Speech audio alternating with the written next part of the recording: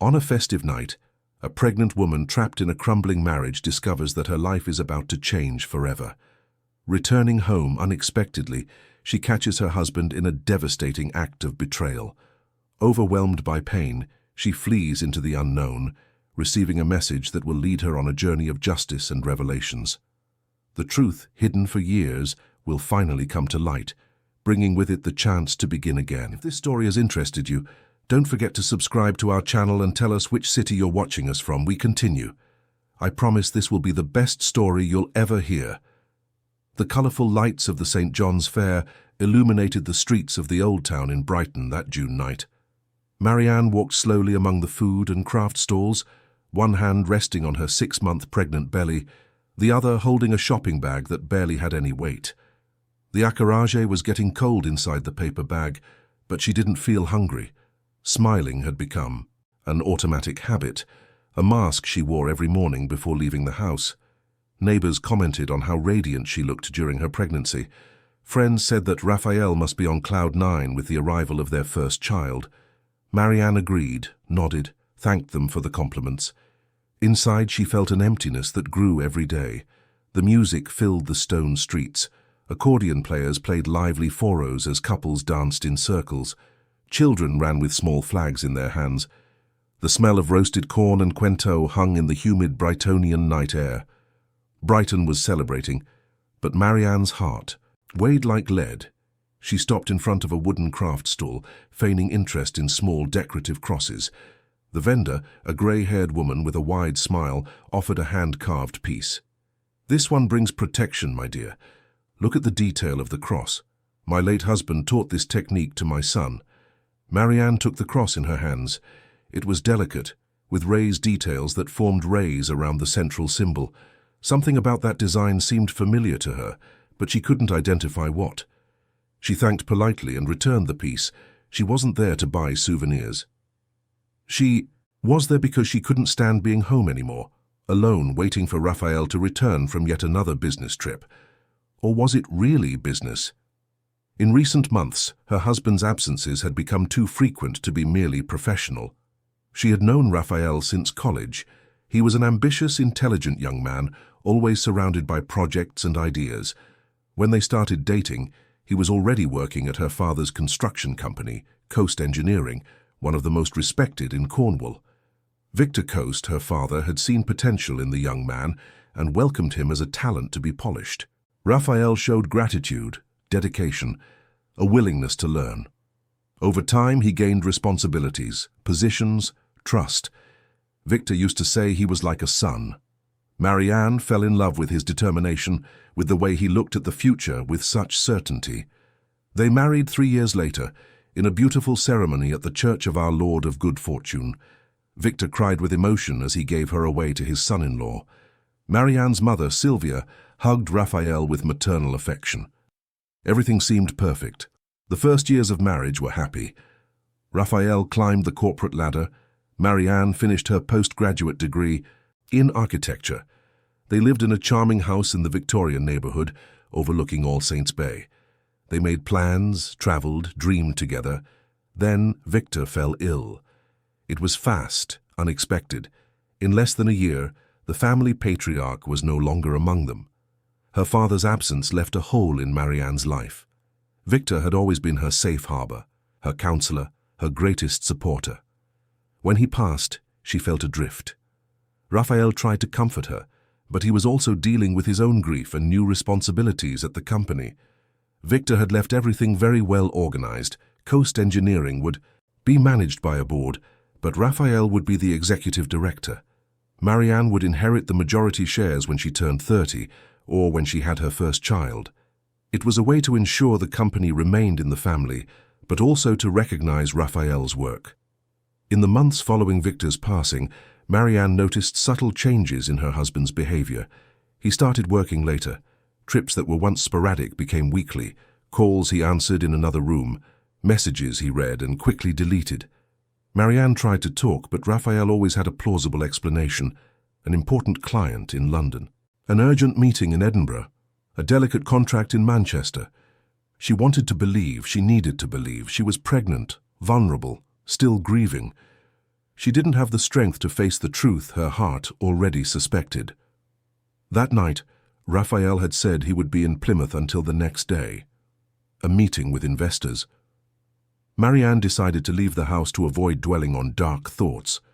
The St. John's Fair in the old town would be a distraction, but it wasn't working.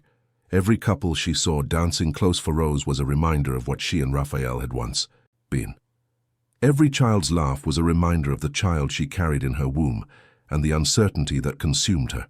She looked at her watch, 9:30 at night. She decided to go home.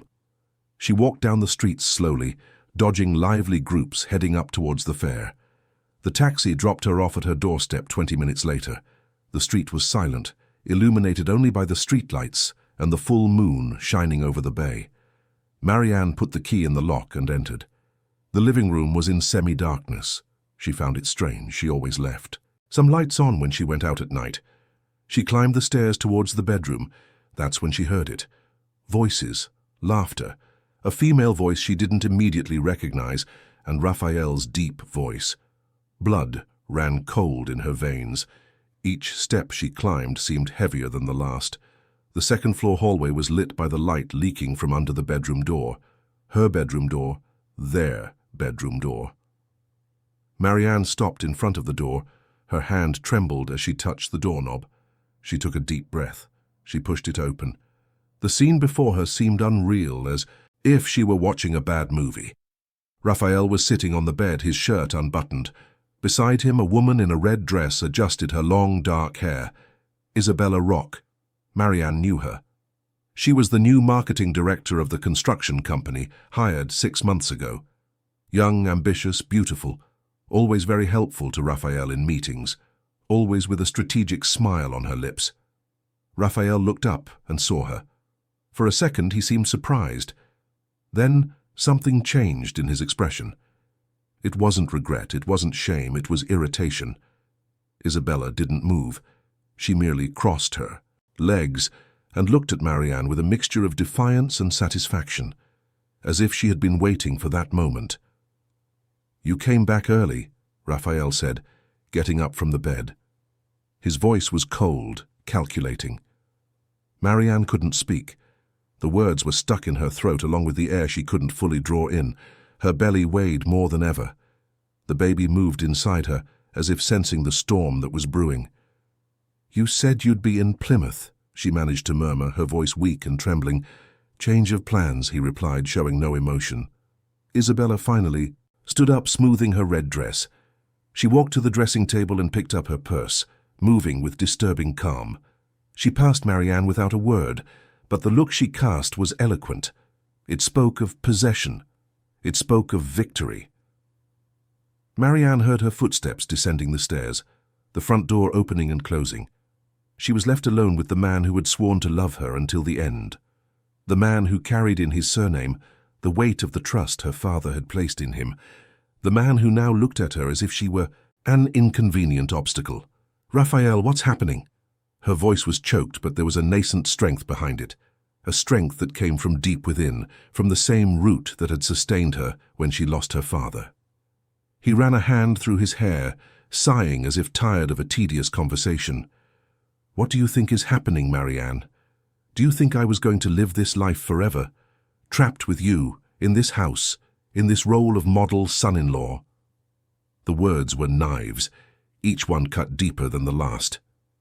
Marianne leaned against the doorframe. Her legs felt weak. "I'm pregnant with your child. And that's precisely why this situation is untenable. Look at you, Marianne. You can't even take care of yourself. How are you going to take care of a child? You live in the past, crying over your father, unable to move on." She felt hot tears stream down her face, but she didn't wipe them away. She wouldn't give him the satisfaction of seeing her broken. "You owe everything to my father. Everything you have today, he gave you." Raphael's eyes gleamed with something dark, old suppressed anger. He took a step towards her. "I owe nothing to anyone. Everything I have I earned with my own sweat. Your father treated me like a—" He didn't finish the sentence, but Marianne understood. All the pieces began to fit together.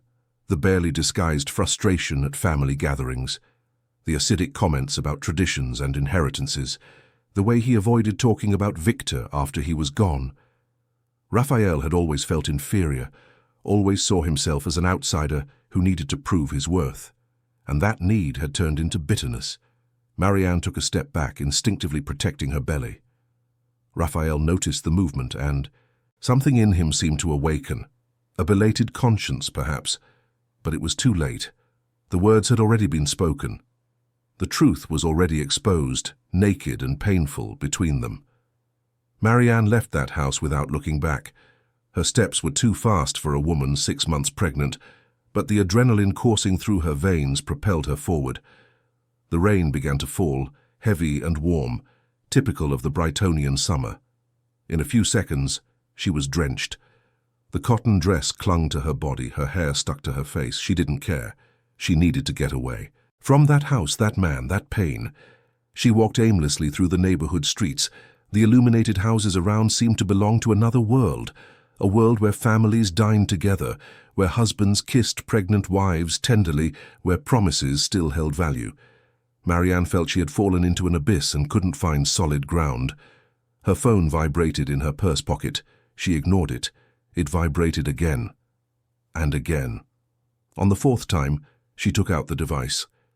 Messages from Raphael. She deleted them without reading. Another notification. But this time the sender made her stop in the middle of the wet pavement. Victor Coast. Her heart pounded. This wasn't possible. Her father had been gone for over a year. How could he be sending messages? With trembling hands, she opened the notification.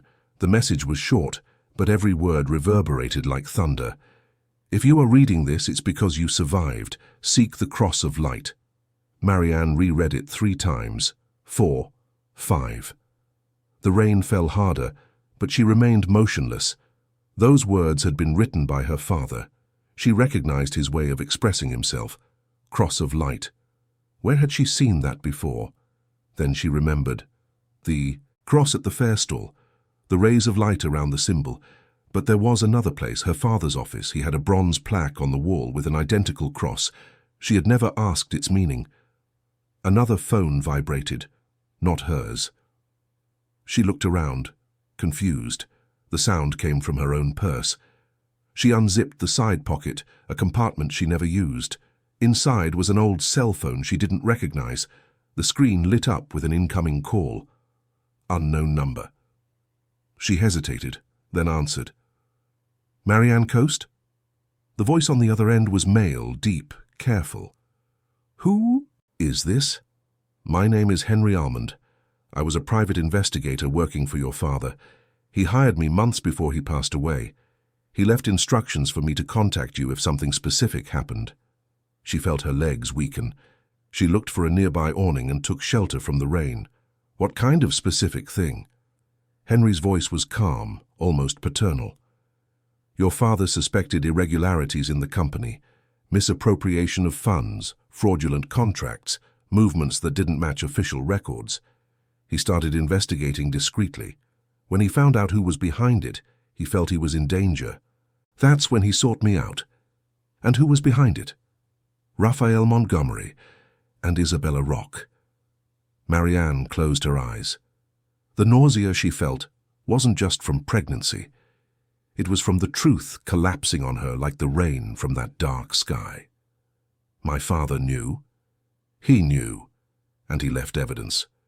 But he also left very clear instructions. He didn't want you to find out unless you were in a moment of real need. That's why he programmed that message to be sent if you activated the emergency code. I didn't activate any code.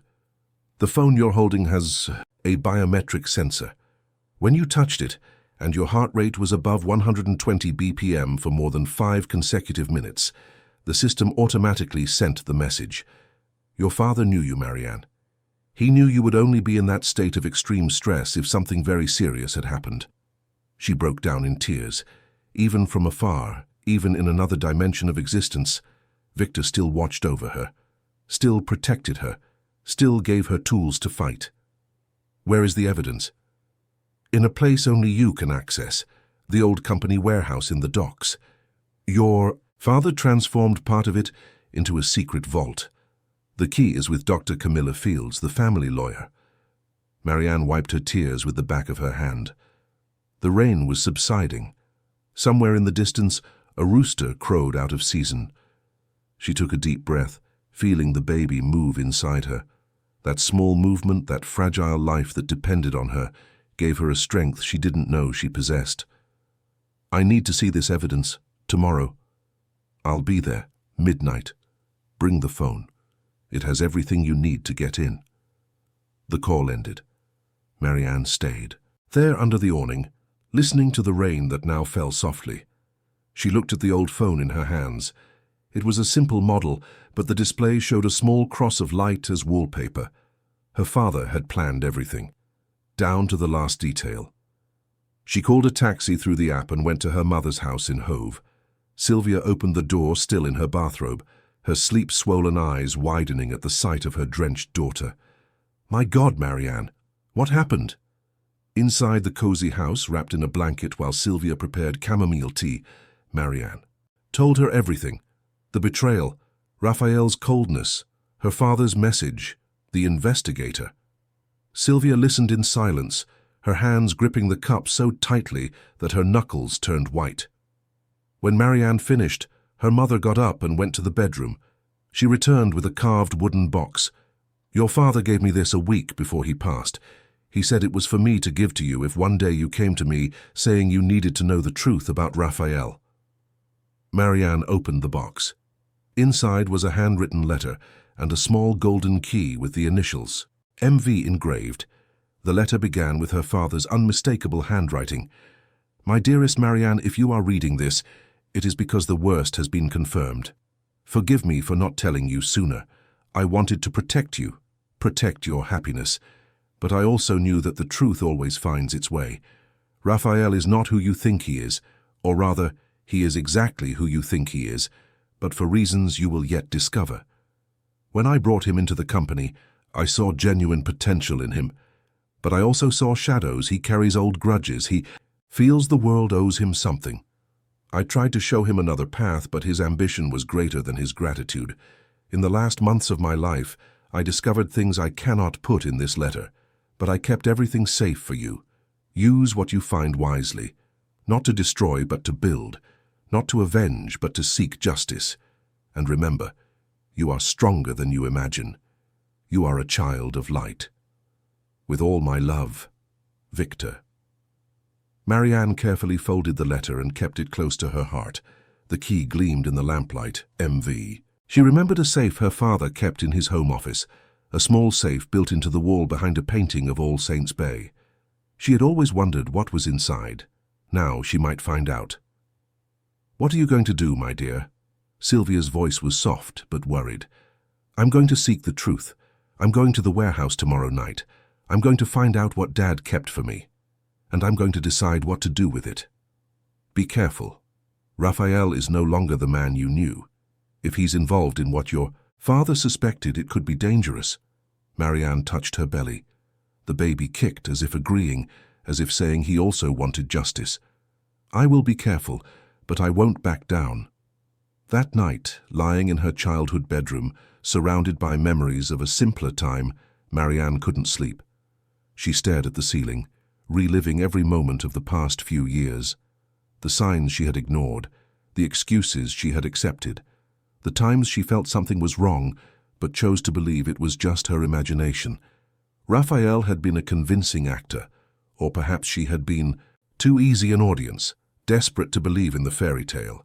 She thought of her father, how visionary he had been even in his last moments, how he had prepared everything so she could defend herself. Victor always said that in life, there are times when we need to choose between accepting the storm or learning to dance in the rain. Marianne decided she would dance, but to her own rhythm, and with the strength her father had left her as an inheritance. Dawn broke. Brighton awoke to strong sun and a clear sky after the previous night's rain. Marianne had breakfast with her mother, called Dr. Camilla, and arranged to meet that afternoon. The lawyer, a woman in her 50s, elegant and perceptive, had been a personal friend of Victor's. She received Marianne in her office with a tight hug. Camilla Fields' office was in the Lanes neighborhood. in one of the restored historic buildings that gave charm to Brighton's old centre. Marianne climbed the wooden stairs that creaked under her feet, each step echoing in the Sunday afternoon silence. The lawyer waited for her in the spacious room, decorated with period furniture and shelves full of legal books. Camilla served fresh water and sat before Marianne with a serious expression. "Your father came to me 8 months before he passed away. He was concerned about strange movements in the company, contracts he hadn't authorized, payments to non-existent suppliers, transfers to accounts he couldn't trace. He started investigating alone but realized he needed professional help. That's when he hired Henry." "Exactly. Henry was discreet, reliable. Victor didn't want to alarm anyone until he was sure, but the more he investigated, the more he found. Raphael had created a parallel network of operations. He used Coast Engineering's credibility to close. Private contracts diverted part of the resources, maintained accounts in the name of shell companies." Marianne clasped her hands together. "And Isabella?" "Isabella was the bridge. She came from another construction company that had gone bankrupt due to financial scandals. Raphael met her at a corporate event in London. They got involved and planned everything together. She joined Coast Engineering as marketing director, a position Raphael recommended and pushed for. With internal access, she facilitated the creation of phantom campaigns, non-existent events, advertising contracts that were never executed. The money went directly into the hidden accounts." Camilla opened a folder and pulled out documents. "Why didn't my father report him? Why didn't he expose Raphael?" The lawyer sighed. "Victor was a man with a huge heart, Marianne. You know that. He hoped Raphael could redeem himself. He called the young man in for a serious talk. He said he knew everything, that he had proof, but that he was willing to give him a chance. He asked Raphael to return what he had embezzled, distance himself from Isabella, and start over. Raphael cried, begged for forgiveness, promised to change, but he didn't change. No. 2 weeks later, the embezzlements resumed. But this time with more care, more sophistication. Victor realized he had underestimated Raphael's ambition. That's when he organized everything. He stored the evidence in secure places. He left instructions for me, for Henry, for your mother, and he waited. He knew you would eventually need that information." Marianne felt a lump in her throat. "Dad always thought of me. Even when he was debilitated, he thought of you, and of the grandson he hadn't yet met, but knew was coming." They sat in silence for a moment, only the sound of cars outside breaking the quiet of the room. Camilla placed her hand over Marianne's. "What do you want to do now?" "I want to see the evidence. I want to know exactly what I'm dealing with. Tonight, I'm going to the warehouse." Camilla nodded. "I'll go with you. Henry is reliable, but you shouldn't go alone. And we'll need witnesses for everything we find there." Night fell slowly. Marianne ate little for dinner, anxiety tightening her stomach. She put on dark clothes, sweatpants, and a loose blouse that accommodated her belly. Sylvia insisted on accompanying them, but Marianne was firm. "You've done your part, Mom. Now it's up to me." The Coast Engineering warehouse in the docks was an old 3-story building that served as storage for materials and old documents. It was on a quiet street, surrounded by other silent sheds and warehouses at night. Camilla drove them there. They parked a few meters from the side entrance. Henry was already waiting, leaning against a dark car. The investigator was a man in his 40s, short grey hair, keen eyes that seemed to capture every detail around him. He greeted Marianne with a firm handshake. "Thank you for trusting me. Your father was a great man. I will honor his memory by helping you." They entered through the side gate that Henry unlocked with a master key. The inside of the warehouse smelled of old wood and dampness. High shelves stretched into long corridors. Henry lit a powerful flashlight and guided them through the corridors to the back of the first floor. There, hidden behind a shelf of archive boxes, was a metal door with an electronic panel. "Your father installed this personally. No one else in the company knows it exists. Use the phone he left for you." Marianne brought the device, close to the panel. There was a short beep and the door unlocked with a metallic click. Inside was a small room, almost a cell, with a desk, an old computer, and several folders organized on shelves. On the opposite wall, the cross of light was painted in gold. Marianne touched the symbol with reverence. Camilla began to examine the folders. Each had precise labels: fraudulent contracts, unauthorized transfers, shell accounts, internal communications. There were also pen drives labeled with dates. Henry turned on the computer. The screen asked for a password. Marianne typed her father's birth date. Wrong. She tried. Her parents' wedding date. Wrong. Then she had an intuition. She typed her own birth date. The screen unlocked. Files began to appear. Emails Raphael had exchanged with Isabella. Spreadsheets detailing each embezzlement. Screenshots of conversations where they discussed how to hide the amounts. Records of meetings where Victor confronted Raphael. Audio recordings where Raphael promised to change, but then called Isabella, laughing at his father-in-law's naivety. Marianne listened to one of the recordings. Raphael's voice was chilling, cynical. He thinks I'm stupid. He thinks I'm going to give up everything I've built just because he found out. Victor coast. Gave me a chance, it's true. But he also kept me on a leash. Always the son-in-law, never the son. Always the employee, never the partner.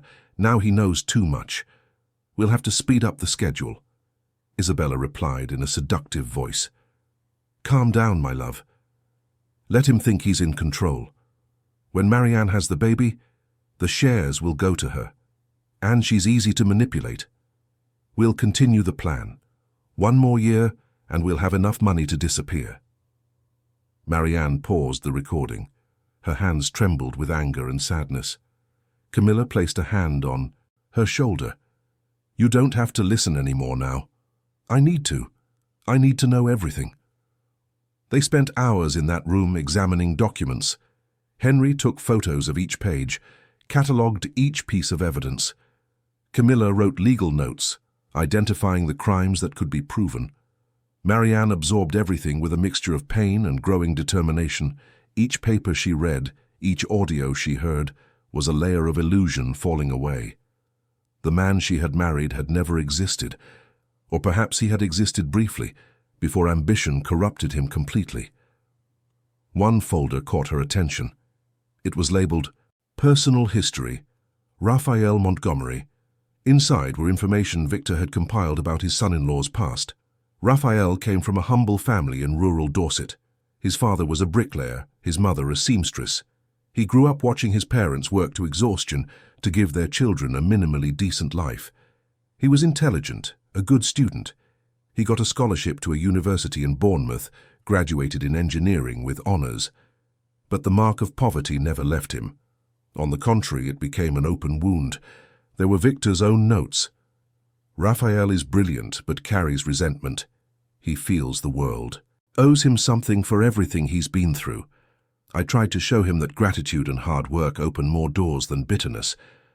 But I see that the shadow of envy grows in him. He looks at me and sees privilege. He looks at Marianne and sees an heiress. He looks at himself and sees an eternal second place.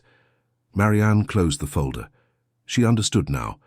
Raphael had not loved her for the person she was, but for what she represented. Access, legitimacy, a shortcut to the top.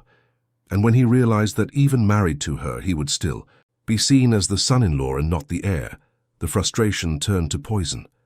Flashbacks flooded her mind. She remembered the first time she brought Raphael home for dinner. Victor had received him cordially, asked about his ideas, listened carefully. At the end of the night, he offered him an internship at the company. Raphael accepted with shining eyes. Marianne thought it was gratitude. Now she realized it was greed. She remembered the wedding. Raphael at the altar, perfect smile, rehearsed words. He swore eternal love. Marianne believed every syllable. But in the candid photos of the party, there was an image that now took on new meaning. Raphael looking at Victor in a strange way. It wasn't affection, it was calculation. She remembered when they found out about the pregnancy. Raphael had been silent for long seconds before smiling. She attributed it to surprise, but perhaps it had been disappointment. A child meant she would inherit the shares sooner, Less time for him to consolidate the embezzlements without being discovered. Marianne spent the following days locked in the apartment Camilla kept in the Clifton neighborhood, used to host out-of-town clients. There, surrounded by documents, computers, and evidence, she transformed. The fragile and betrayed woman gave way to a determined strategist. The baby grew inside her, and each kick seemed a reminder that she was not fighting alone, but for two lives. Camilla visited daily, bringing food that Sylvia prepared with maternal affection. Henry coordinated everything with military precision. The documents were organized in chronological order. Each embezzlement had a date, value, destination account. The recordings were transcribed, the emails printed and catalogued. It was an immense puzzle, but now all the pieces were in place, revealing a billion-pound fraud. "We need to be strategic," Camilla said, adjusting her glasses, as she examined a contract. "If we hand this over to the authorities now, Raphael and Isabella will have time to hide their tracks, create alibis, hire the best lawyers. Coast Engineering will be publicly stained. Its innocent employees will suffer the consequences." Marianne agreed. "So what do we do?" Henry spoke up. "I discovered that Raphael is organizing a major corporate event. It's happening in 2 weeks at the Grand Hotel. The business elite of Cornwall will be present. He's going to announce a multi-million-pound international investment in an expansion to Portugal. It's all a facade. In reality, he wants to use this announcement to give final credibility to the scheme and definitively transfer the money abroad." Marianne felt her pulse quicken. "So we have 2 weeks." "No," Camilla corrected. "We have less, because we need to prepare everything perfectly. We can't miss a single detail. If we're going to expose Raphael publicly at that event, we need to be absolutely sure that the evidence is irrefutable and that we won't give him any room to defend himself." "How are we going to do that?" Henry opened his laptop and turned the screen towards them. "Raphael's presentation will be shown on large screens. He hired an audiovisual company. I managed to get in touch with the responsible technician. For a reasonable sum, he'll give me access to the system. We can intercept the presentation and replace it with our material." Marianne bit her lip. "It's risky." "It is," Camilla agreed. "But it's impactful, and it will ensure that everyone sees the truth at the same time. Politicians, businessmen, journalists, there will be no way to cover it up." "And then?" "Then," the lawyer continued, "I will have already contacted the Crown Prosecution Service. A trusted prosecutor will be present at the event with a team. The moment the evidence is displayed, they will act. Raphael and Isabella will be confronted publicly. Coast Engineering will have to take a stand, and you, as the majority heiress, will take control and clear the name of the company your father built." Marianne closed her eyes. The magnitude of the plan was daunting but necessary. "And Isabella? She'll try to escape." Henry gave a slight smile. "I'm already monitoring her movements. If she tries to leave the country, I'll know I have contacts in the National Crime Agency who will stop her." In the days that followed, Marianne lived an emotional roller coaster. There were moments of clarity and strength where she saw herself as a warrior about to battle for her father's honor. But there were also moments of weakness, especially at night, when she was alone and memories of good times with Raphael flooded her mind. Had any part of it been real? Had he ever truly loved her? Or had everything always been part of a cold, calculated plan? Her phone wouldn't stop ringing. Raphael called persistently, sent messages. At first, they were accusations. "Where are you? Why are you avoiding me?" Then they turned into pleas. "Marianne, we need to talk. I can explain everything." There were even more manipulative messages. "I'm worried about you and our son. Come home." She didn't answer. Each missed call was a reminder that she needed to keep her mind focused. Camilla advised her not to block the number. "It's better to know he's trying to contact you. If you block him, he might take more drastic measures." Sylvia visited on the 3rd day. She brought clean clothes and hugged her daughter for long minutes. "Are you all right, my dear?" Marianne nodded. "I am, Mom. I'm better than I've been in months. For the first time, I feel like I'm in control of my life." "Your father would be proud." Marianne smiled through her tears. "I know. I feel him with me. It's like every time I look at this evidence, I hear his voice telling me to be brave. One afternoon, Henry arrived with troubling news. Raphael and Isabella had met at a restaurant in the North Lane. I managed to record part of the conversation. He played the audio. Raphael's voice was tense. She's disappeared, Isabella. I haven't known where. She is for 4 days. Her mother isn't answering my calls. Her friends say they don't know anything. Isabella replied, irritated. Do you think she found out something? I don't know. There's no way. The evidence was with Victor and he what? He died over a year ago. But what if he left something hidden? Impossible. I searched his office. I didn't find anything but company documents. He didn't have time to organize anything before. Marianne paused the audio. Before what? She looked at Camilla and Henry. They're talking as if they had something to do with my father's passing. Camilla hesitated. Your father was debilitated, Marianne. The doctors said it was his heart. But what if it wasn't natural? What if they did something? Henry raised his hand. We have no proof of that, and going down that path now could distract us from our focus. Let's stick to the strategy. Expose the financial embezzlements. If there's anything else, it will come out in the course of the investigations. Marianne took a deep breath. He was right. She couldn't get lost in speculation. She needed to focus on what was concrete, irrefutable. In the week leading up to the event, tension mounted. Henry finalized the last details with the audio-visual technician. Camilla rehearsed with Marianne what she would say when the time came. You'll need to be strong. You'll need to look him in the eye and not waver. I won't waver. They'll try to emotionally destabilize you. They'll say you're fragile from pregnancy, that you're confused, that you've been influenced. You need to be prepared. Marianne touched her belly. I am prepared. For myself and for my son. He will grow up knowing his mother fought for the truth. 2 days before the event, Marianne had a prenatal appointment with her obstetrician. She brought Sylvia along. The doctor examined everything carefully. The baby is fine. But you, Marianne, are very stressed. His heart rate reflects that. You need to rest. Marianne promised she would rest later. Just a few more days, doctor. Then everything will be fine. On the eve of the event, Henry called a final meeting. All preparations are complete. Tomorrow, at 8 in the evening, dinner begins. At 9:30, Raphael goes on stage for the presentation. At 9:40, when he gives the command to start the slides, our material will take its place. 3 minutes of videos, audios, and documents. Enough to show everything, Camilla completed. Prosecutor Paul Andrews will be present with a discreet team. The moment the exhibition ends, he will act. Marianne, will you be in the hall? Marianne nodded. I will. I won't hide. I want Raphael to see me.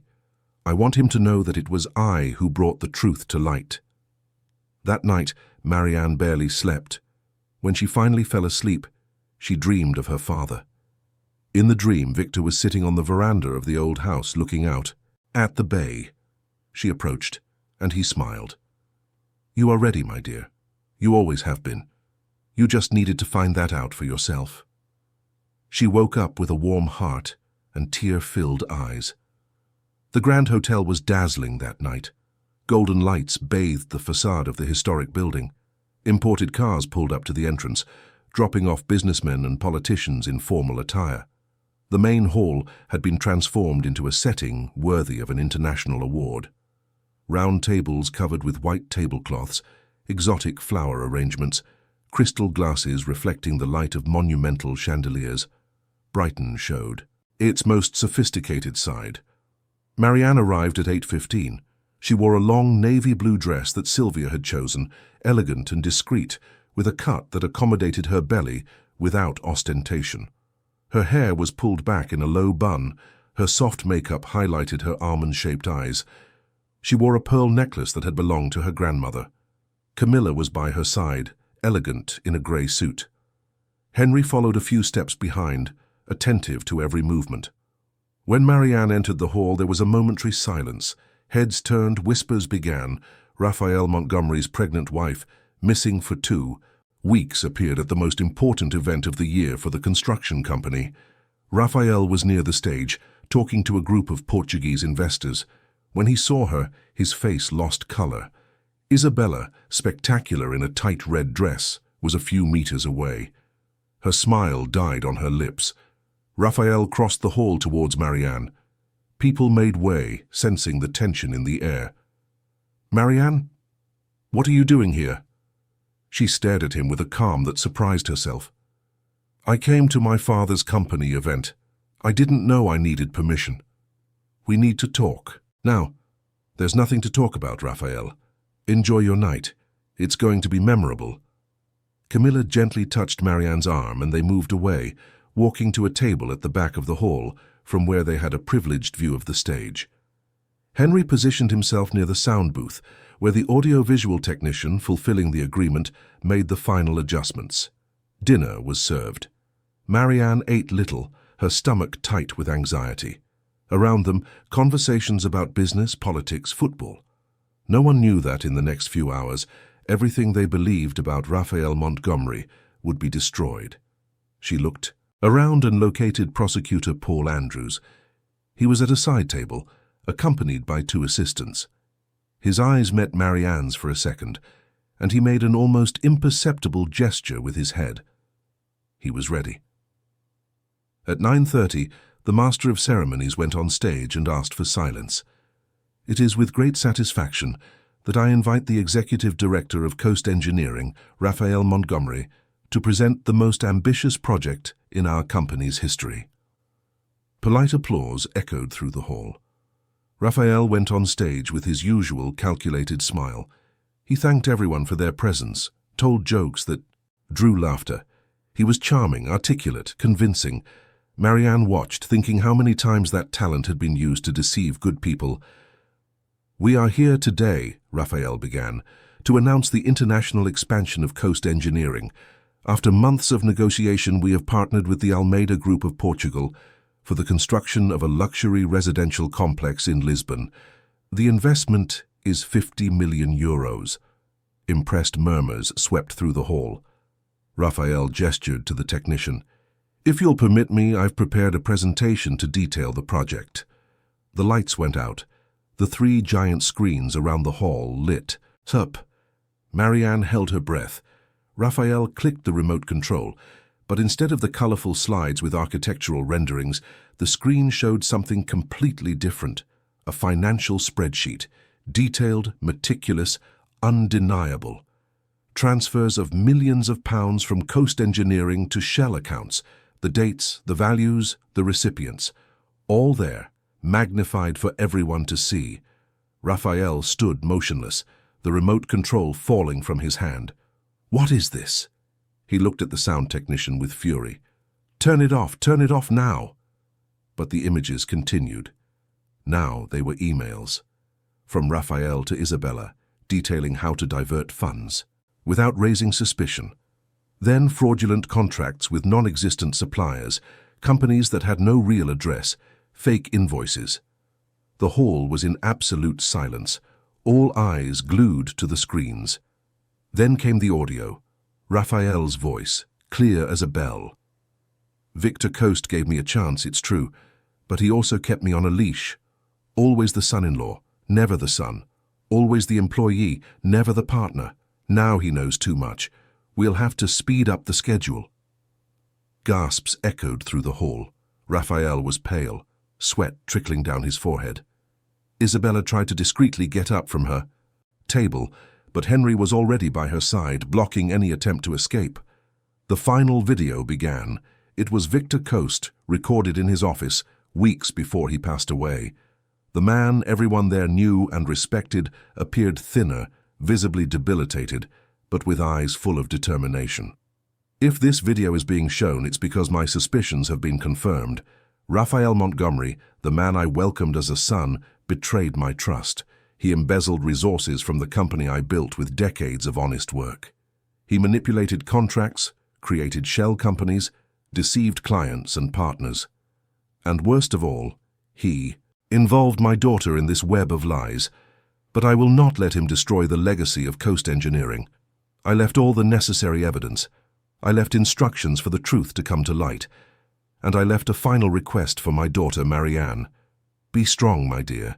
You have more strength than you imagine. Do not let darkness win. Ignite the light. The screen went black. The lights in the hall slowly came on. The silence was sepulchral. Then, like a wave, whispers began. People looked at Raphael with horror, disgust, disbelief. They looked at Marianne with compassion and admiration. Raphael tried to speak. This is a lie. This was manipulated. Victor was sick, confused. But his voice sounded desperate, empty. No one believed him. How could they? The evidence was irrefutable. Paul Andrews stood up and walked towards the stage. He had a National Crime Agency team waiting at the entrance. Raphael Montgomery, Isabella Rock, you are under investigation for embezzlement of funds, corporate racketeering, false identity, and fraud. You must accompany me to provide clarification. Raphael still tried to argue, but two agents were already by his side. Isabella, who had attempted a last escape, through the side corridor, was intercepted by Henry and led back into the hall. She looked at Marianne with pure hatred. You'll regret this. Marianne stood up, walking until she was facing Isabella. Never, she said in a firm voice. The only regret I have is not having seen the truth sooner.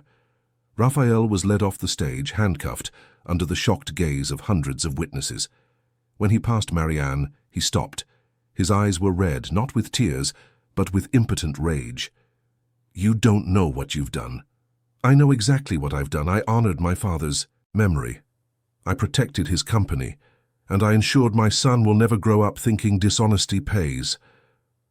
Raphael was dragged out of the hall. Isabella followed him, head down, her red dress now seeming like a mark of guilt. Marianne stood there, in the center of the hall, pregnant, exhausted, but victorious. People began to approach. Businessmen apologized for having believed Raphael. Journalists wanted interviews. She refused them all. Camilla hugged her. You were incredible. Marianne took a deep breath. It's not over yet. Now the hard part begins. Rebuilding. In the days that followed, the news exploded across all the media outlets.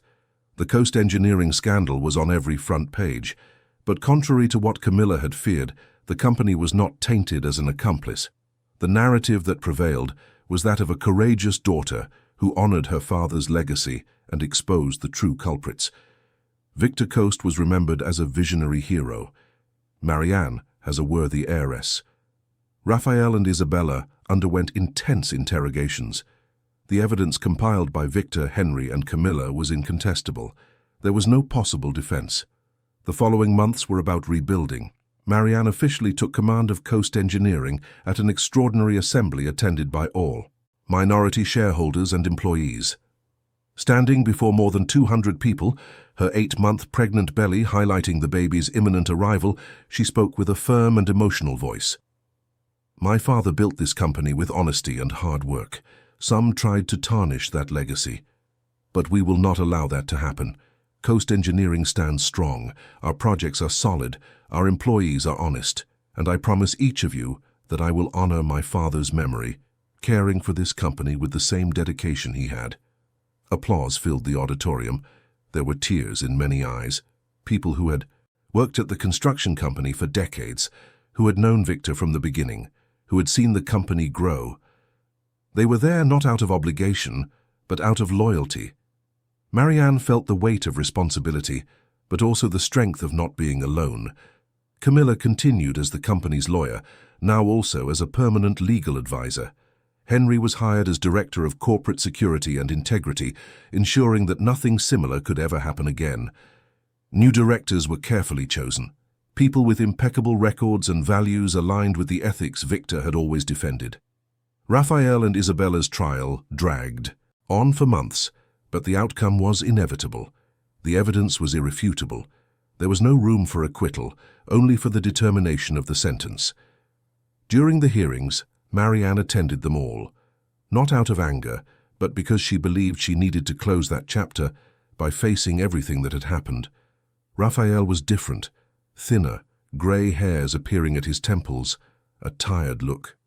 When he looked at Marianne, there was no more arrogance, only something that could be interpreted as regret, or perhaps just the weariness of maintaining the mask for so long.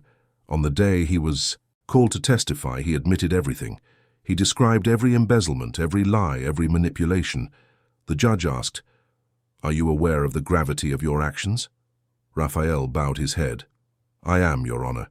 I spent my entire life feeling like I needed to prove my worth. I came from a humble family. When I was welcomed by Victor Coast, instead of gratitude, I felt humiliation. He gave me a chance, but I saw it as charity. He guided me, but I understood it as control. The company grew, but I remained the son-in-law, not the heir. That consumed me. I started small, diverting small amounts, justifying that I deserved it. Then it became a compulsion. When Victor found out and gave me a chance, I should have accepted, but pride wouldn't let me.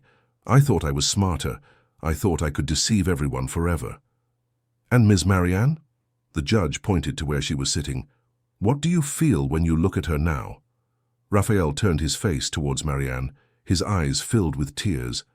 "I feel shame. She never did anything to me but love me. And I used that love as a tool. I lied to her every day. I manipulated her feelings, and when she carried our son, I treated her with coldness and contempt. I have no excuse. I have no forgiveness. I only have the certainty that she deserved someone much better than me." Isabella was also called to testify. Unlike Raphael, she showed no genuine remorse, but rather a weariness of fighting the inevitable. She confirmed her participation in all the schemes. She admitted that she had known Raphael for years, that they had planned the infiltration into Coast Engineering together.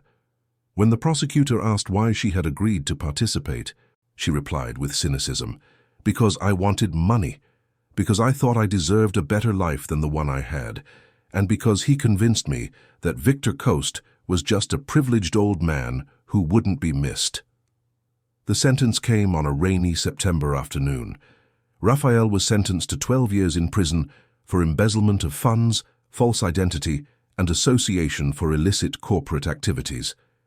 Isabella received 8 years for the same charge, with a lighter sentence for partial collaboration with justice. Both lost all rights to any assets related to Coast Engineering. The embezzled amounts would be reimbursed through asset confiscation and auctions. Marianne left the courthouse with Camilla by her side. It was raining softly. They stood under the awning at the entrance, waiting for Henry's car. "How do you feel?" "Relieved and sad. Is it possible to feel both at the same time?" Camilla smiled. "It's very possible." A week later, Marianne went into labor. It was 3 in the morning, with strong contractions that woke Sylvia, who had been staying with her since the trial. They rushed to the hospital in an anxious race through Brighton's empty streets. 12 hours later, David was born. Healthy, strong, with a vigorous cry that filled the delivery room with life. When Marianne held him for the first time, she cried copiously.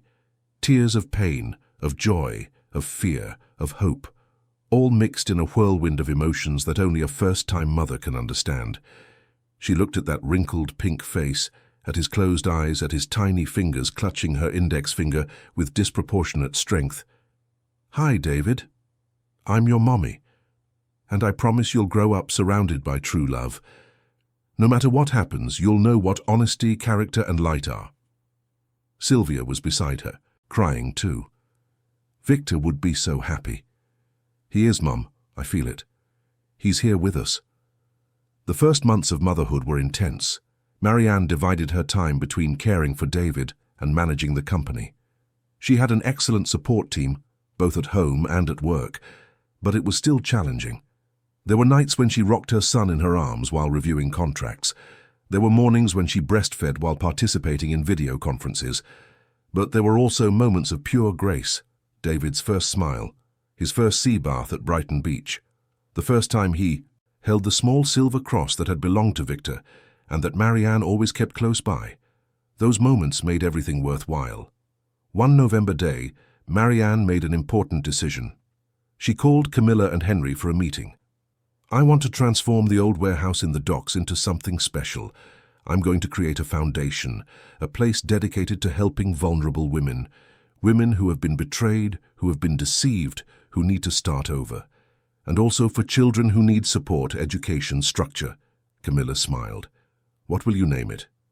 The Cross of Light Foundation, in honor of my father, and the path he illuminated for me. The foundation began to take shape. Architects were hired to renovate the space. Psychologists, social workers, lawyers, and educators were selected to form the team. Marianne invested her own resources and also raised donations from entrepreneurs who admired her story of overcoming adversity. In 6 months, the Cross of Light Foundation was ready to open. On the inauguration invitation, there was a phrase from Victor, taken from the letter he had left for Marianne. Ignite the light where there is darkness, be a bridge where there is an abyss. During this time, Marianne also began to internally process a question she knew she would one day have to face. What to tell David about his father? When he grew up and started asking questions, what would she answer? She talked at length with Sylvia, with Camilla, with the Foundation's psychologist. The conclusion she reached was simple yet profound. She would tell the truth, but a truth tempered with compassion. She would explain that sometimes people make wrong choices for complex reasons, that his father was not a monster, but a man who lost his way. The morning of the inauguration of the Cross of Light Foundation dawned clear and sunny. Brighton showed its best face, with the deep blue sky contrasting with the greenish sea of All Saints Bay. The old warehouse in the docks had been completely transformed. The formerly grey walls were now painted in soft shades of beige and white. Large windows let natural light flood the rooms. There were psychological counseling rooms, a space for free legal advice, a community library, classrooms for vocational courses, and a play area for children. Marianne arrived early, accompanied by David, who at 3 years old was a vibrant and curious child. He ran through the corridors, delighted with the colors and toys. Sylvia followed close behind, smiling at seeing her grandson so happy. Camilla and Henry were also present, helping with the final preparations for the ceremony that would take place in the afternoon. In the center of the main lobby, a bronze plaque had been installed. On it, the Cross of Light was engraved in relief, and underneath, the words, "In memory of Victor Coast, who taught us that true wealth lies in illuminating the path of others." Marianne touched the plaque with affection. "We did it, Dad." People began to arrive at 2 in the afternoon. There were representatives of NGOs, municipal authorities, partner entrepreneurs, and especially women and children who would benefit from the Foundation's services. Many brought stories of pain, similar to Marianne's. Betrayals, abandonments, struggles to start over. Seeing those faces, Marianne understood that her own pain had transformed into something greater. It had become a bridge for other people to find light at the end of the tunnel. Father Anthony, who had accompanied the Coast family for decades and officiated Marianne's wedding to Raphael in those times that now seemed to belong to another life, led an emotional blessing. May this space be a refuge for the weary, hope for the hopeless, and light for those who walk in darkness.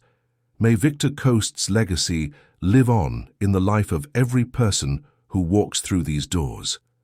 Marianne was invited to speak. She ascended the small stage set up in the lobby, David in her arms. The boy held the small silver cross that always accompanied his mother. The audience fell silent. She took a deep breath. This city witnessed the most difficult moment of my life. When I discovered that the man I loved had betrayed me in every possible way, I thought my world had ended. I was pregnant, alone, lost.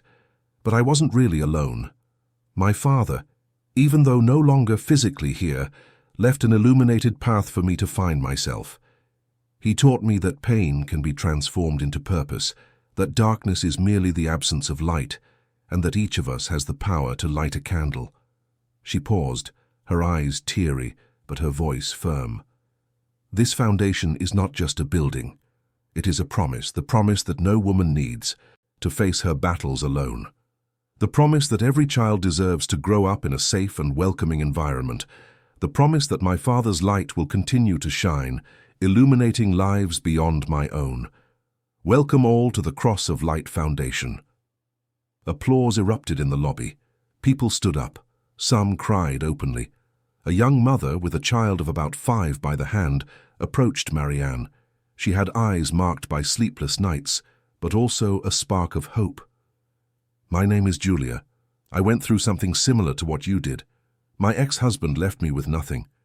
I didn't know how I was going to support my son. I came here because a social worker told me you might be able to help." Marianne squeezed her hand. "We will help, Julia. You are no longer alone." The child next to Julia looked at David and smiled. David, always communicative, offered the silver cross for the boy to see. "It's Grandpa's," he said proudly. "He watches over us from heaven." Marianne felt her heart ache. That innocence, that purity. She knew that soon she would have difficult conversations with David. He had already started asking questions. "Where is Daddy? Why doesn't he live with us? The other boys have fathers. Do I have one too?" She and the Foundation's psychologist, Dr. Teresa, had talked at length about this. Teresa advised honesty with delicacy. Children sense when we are hiding something, but they also need age-appropriate information. You don't need to give all the details now, but you can start building the foundations of truth. That night, after the guests had left and the Foundation was silent, Marianne sat with David on the veranda overlooking the bay. The boy was tired, almost asleep in her lap. The sky was sprinkled with stars. "David, you know Grandpa Victor was very special, right?" He nodded sleepily. "Grandpa was good. He was. And he taught Mommy something very important. He taught that all people make choices. Some choices are good and let the light shine. Other choices are bad and bring darkness. Your father, Daddy Raphael, made some bad choices." David opened his eyes, paying attention now. "Daddy was bad." "No, he's not bad, but he got lost. You know when you take the wrong path in the playground and get confused? It was like that, only he got so lost that he ended up hurting people, and because of that he had to stay away for a while. Will he come back?" Marianne chose her words carefully. "One day, when you're older, you can decide if you want to meet him, but for now you have Mommy, Grandma Sylvia, Aunt Camilla, Uncle Henry. You have many people who truly love you. And Grandpa Victor, he loves me too." She kissed her son's forehead. "He loves you very much. From where he is, he loves you very much." 3 days later, Marianne received a letter from the penitentiary where Raphael was serving. His sentence. She hesitated before opening it. Part of her didn't want to know what he had to say, but another part, the part that still believed in the possibility of human redemption, needed to read it. The letter was handwritten.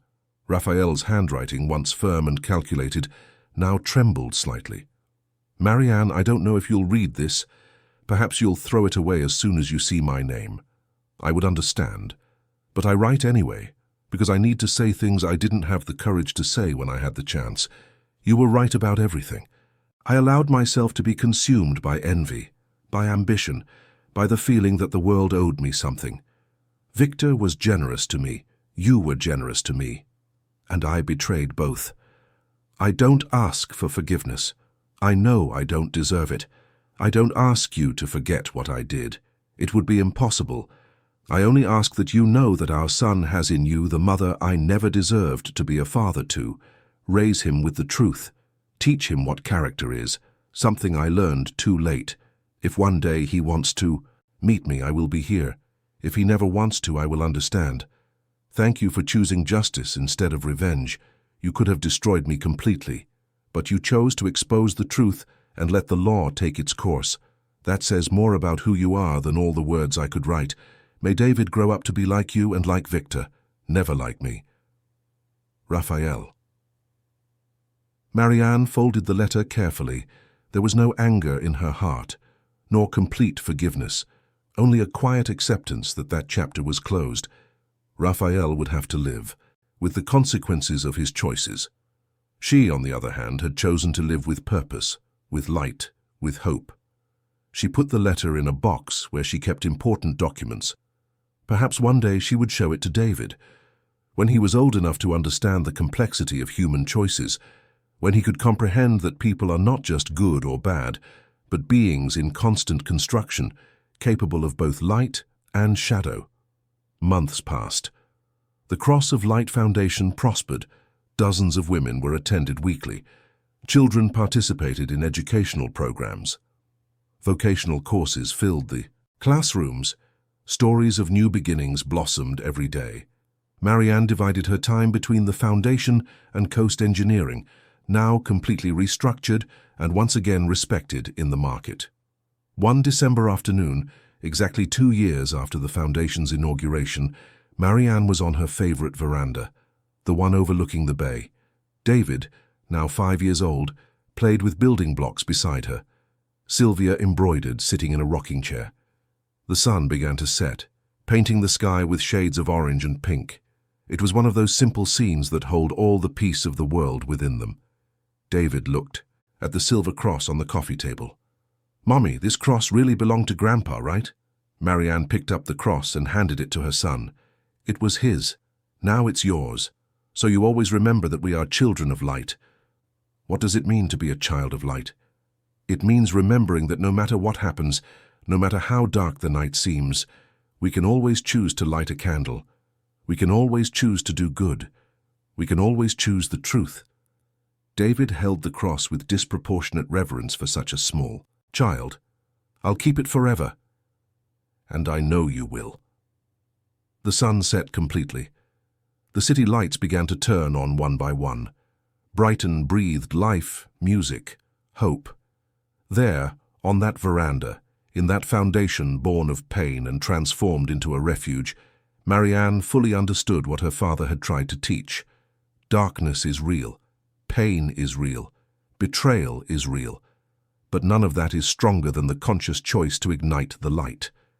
She looked at David, at Sylvia, at the silver cross, at the bay that had witnessed so many chapters of her story. And she smiled. A genuine smile, no longer the mask she had worn for so long. A smile of someone who survived the storm and learned not only to dance in the rain, but to teach others to do the same. Under the cross of light, the past found redemption, and the future, a new beginning. Dear listeners, we hope Marianne's story and the journey of the cross of light have touched your hearts. Stories like this remind us that even in the darkest moments, there is always a light to be ignited. To continue this emotional journey, we have prepared a special playlist with equally captivating stories that explore betrayal, overcoming adversity, justice, and redemption. Find them here next to us by clicking on your left.